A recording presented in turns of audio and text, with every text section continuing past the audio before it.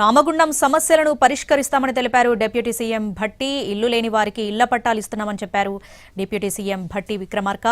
దానికి సంబంధించినటువంటి breaking news చూస్తున్నాం.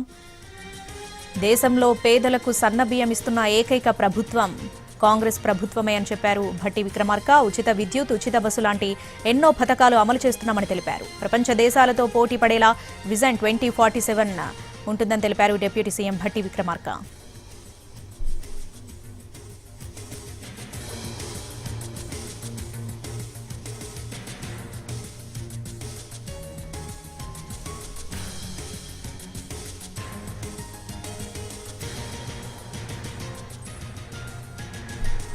ఇల్లు లేని వారికి ఇళ్ల పట్టాలు ఇస్తున్నామన్నారు డిప్యూటీ సీఎం భట్టి విక్రమార్క. రామగుండం సమస్యలను కూడా పరిష్కరిస్తున్నామని చెప్పారు.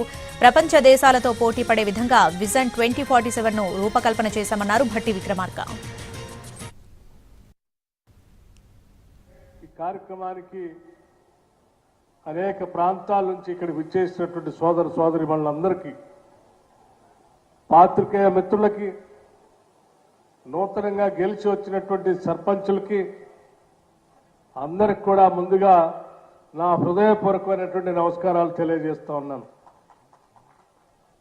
అట్లాగే మీ అందరికి కూడా నూతన సంవత్సర శుభాకాంక్షలతో పాటు సంక్రాంతి శుభాకాంక్షలు కూడా ముందుగానే మీ అందరికీ తెలియజేస్తా ఉన్నాను.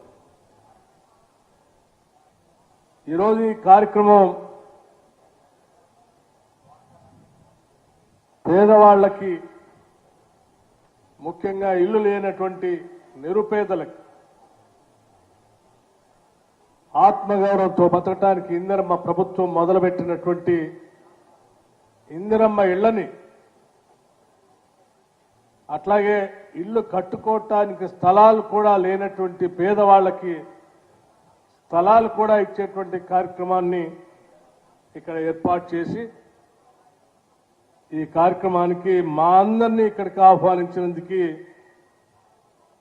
రాజ్ ఠాకూర్ గారికి నేను ప్రత్యేకంగా ధన్యవాదాలు తెలియజేస్తా ఉన్నాను. ఈ నూతన సంవత్సర సందర్భంగా మీ అందరితో కలిసేటువంటి అవకాశం,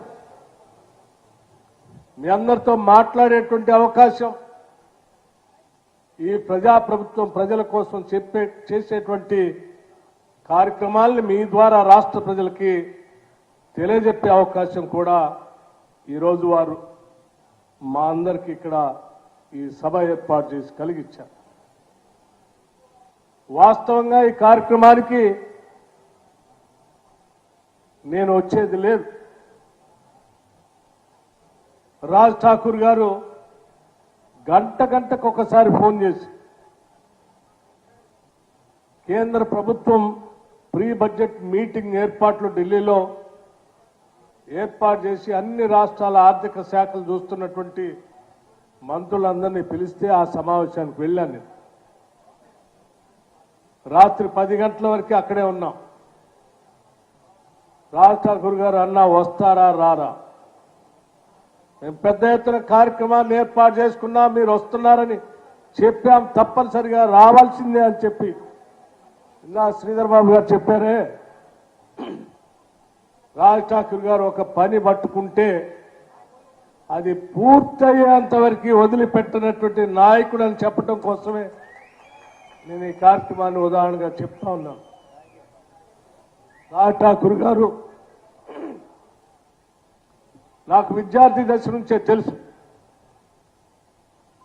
90 నుంచి